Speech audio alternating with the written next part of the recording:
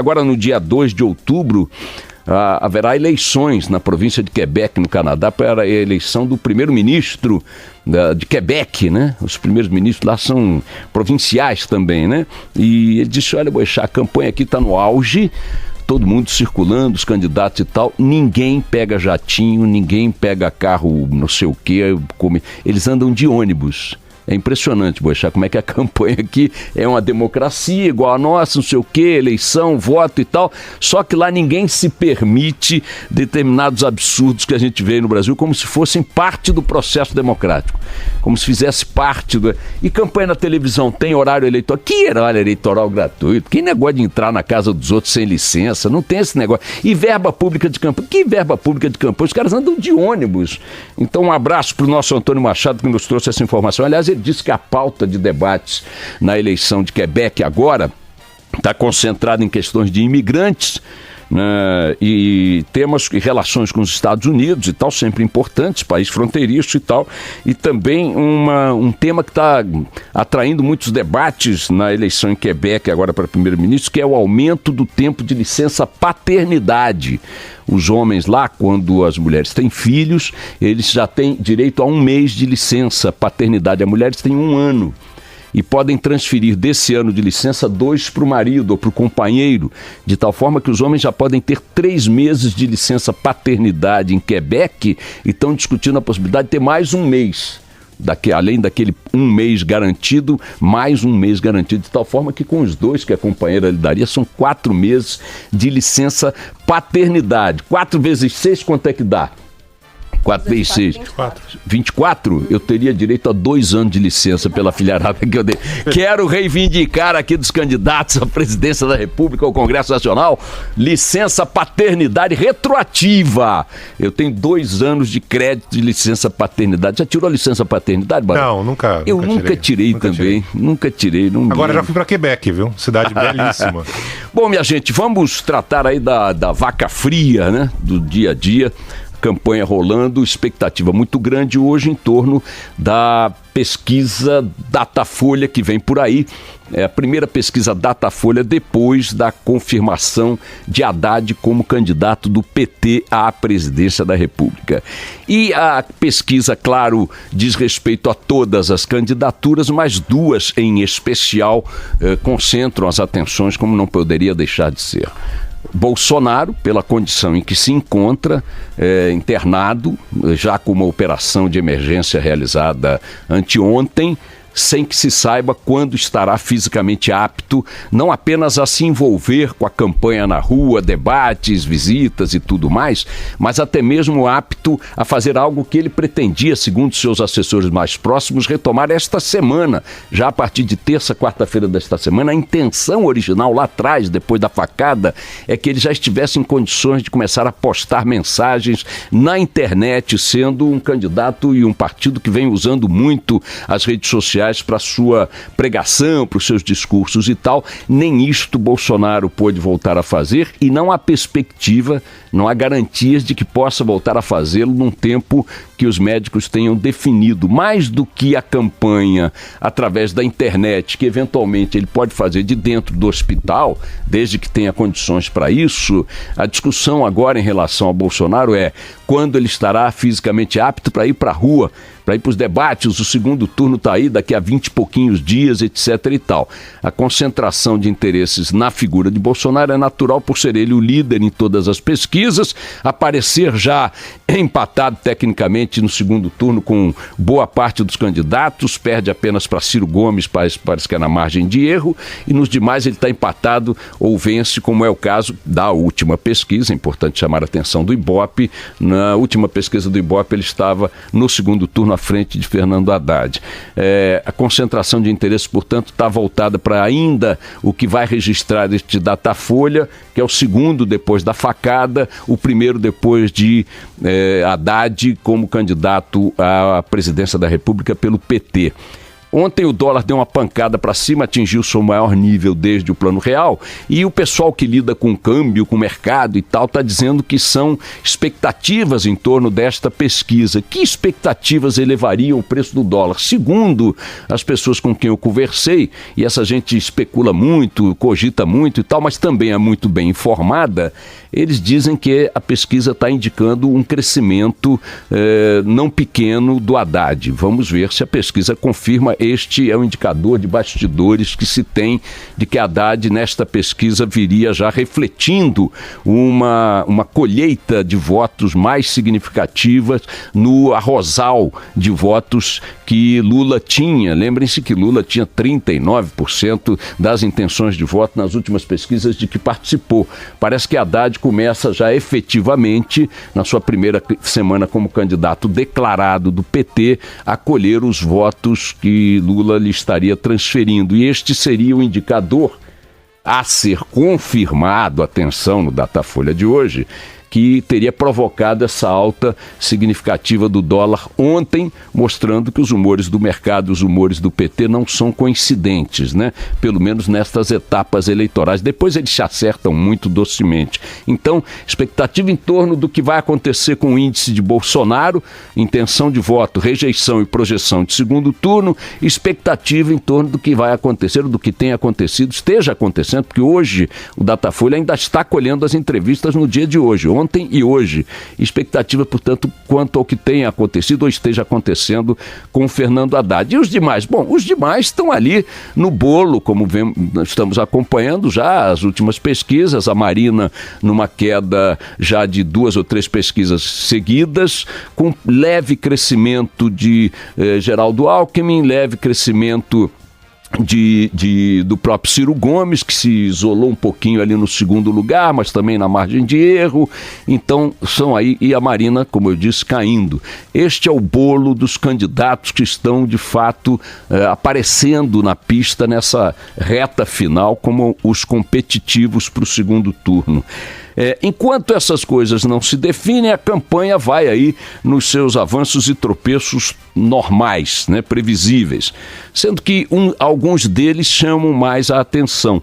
Ontem o vice-presidente na chapa do Bolsonaro, refletindo um fenômeno que a imprensa hoje está registrando, que é o seguinte: com o impedimento de Bolsonaro, neste grau de fragilidade da saúde, ele está de fato muito mal. Ontem estava mal, passou mal, teve operação anteontem, etc. e tal. Enquanto ele estiver fragilizado assim, é óbvio, até por recomendação médica, que ele não se submeta ou não tente se submeter a nada.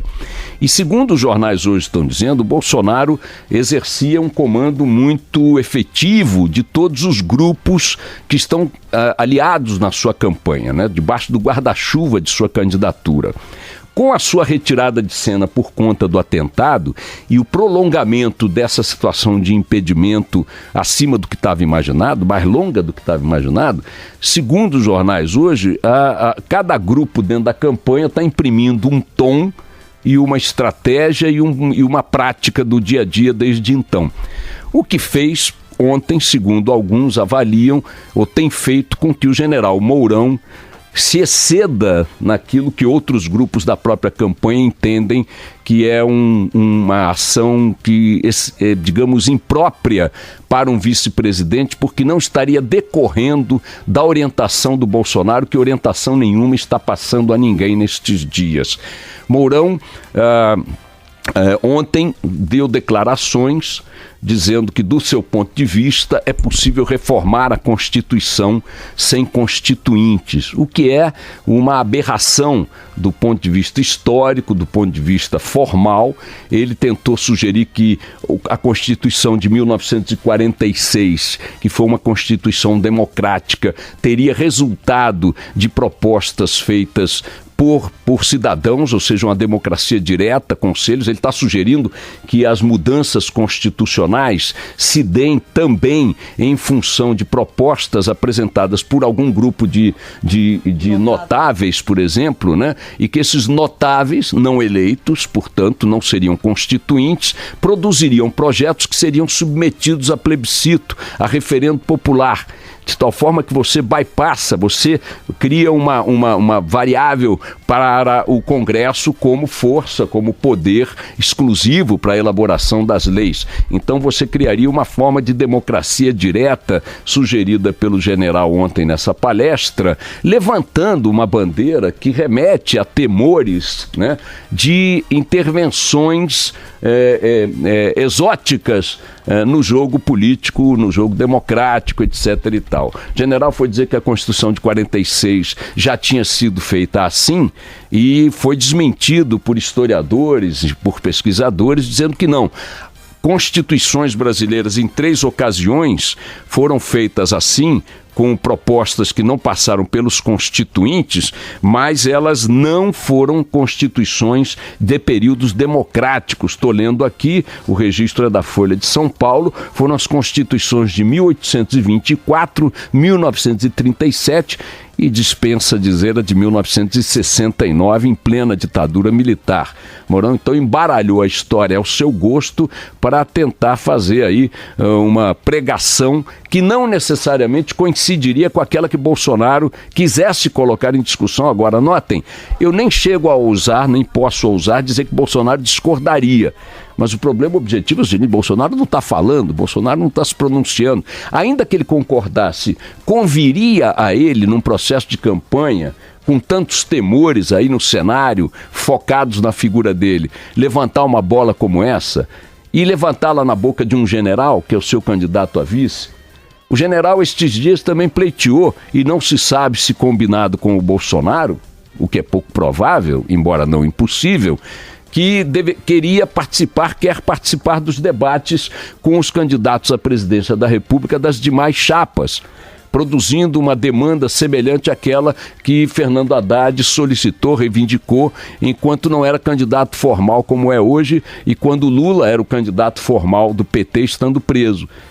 Alegava-se que, diante do impedimento de Lula, seria legítimo colocar Haddad como debatedor com os candidatos à presidência da República. Isso foi indeferido, não lhe foi permitido. Mourão agora reivindica a mesma coisa, alegando que o impedimento de Bolsonaro é distinto do impedimento de Lula. Mas a situação, do ponto de vista formal, é a mesma. Havendo o impedimento do candidato cabeça de chapa, pode o seu vice participar dos debates com os demais cabeças de chapa? Com Haddad não foi entendido assim, não se aceitou. Mourão coloca essa discussão em tela também e não se sabe em que medida o ilustre general está falando em consonância com o que Bolsonaro quer que fale ou pense, ou se está ousando, ocupando espaços de campanha que não deveria ocupar, segundo o entendimento de outros grupos que compõem as forças políticas que cercam Bolsonaro. A propósito desse assunto, bom, voltando aqui no caso de Haddad, eu quero deixar bem claro de que eu não tenho nenhuma indicação apurada por mim, no sentido de que Haddad cresce na pesquisa do Datafolha. Mas essa é a percepção de muitas fontes ligadas ao mercado, repito, e explicaria a alta do dólar de ontem, tá? Então, preparem-se para a hipótese de que os números do Datafolha mostrem este fenômeno aí do crescimento de Haddad já herdando os votos de Lula. A propósito dos temores que cercam o horizonte político brasileiro, curiosamente, me mandaram esta semana um livro que foi considerado um best-seller pelo New York Times e tal, do Stephen Levitsky e Daniel Ziblatt, que se chama Como as Democracias Morrem, e que a crítica considera da CNN, por exemplo, que é um livro muito bem fundamentado sobre como a democracia está sendo enfraquecida em dezenas de países de modo perfeitamente legal. Eles concentram-se muito na eleição do Trump para analisar como a democracia formal, através do voto direto, universal, secreto, um cidadão, um voto, uma cidadã, um voto, está abrindo espaço para que, no exercício dos mandatos legitimamente constituídos, valores democráticos sejam deturpados, manipulados, de forma a produzir regimes que de democráticos têm cada vez menos. O Levitsky e o Ziblatt, como dizem aqui também outros analistas do livro, outros críticos do livro, mostram como democracias podem entrar em colapso em qualquer lugar e não apenas por meio de golpes violentos, mas de modo mais comum e insidioso através de um deslizamento gradual para o autoritarismo. É um guia lúcido e essencial, dizem aqui os críticos também do New York Times. Então percebam, para além de tudo que estamos aqui discutindo, é preciso ter em mente o seguinte: temos uma eleição presidencial e um destino a ser definido para o Brasil através dessa eleição. De tudo que possa haver de divergência entre nós, você a favor de A, eu a favor de B, o Barão a favor de C e a Carla Bigato a favor de D, é preciso que a gente estabeleça um consenso, um pressuposto de que a democracia é o maior valor que nós temos e que nos custou caro.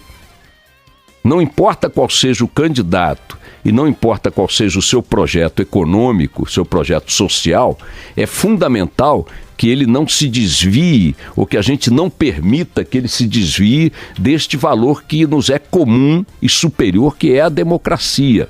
E é importante desenvolver a percepção de que as democracias estão em vários países do mundo sendo utilizadas de forma legítima na sua constituição, na sua formação, né, na eleição dos seus dirigentes, para produzirem sistemas e regimes cada vez menos democráticos. Quem quiser correr esse risco, que se abrace nele. Vamos nessa!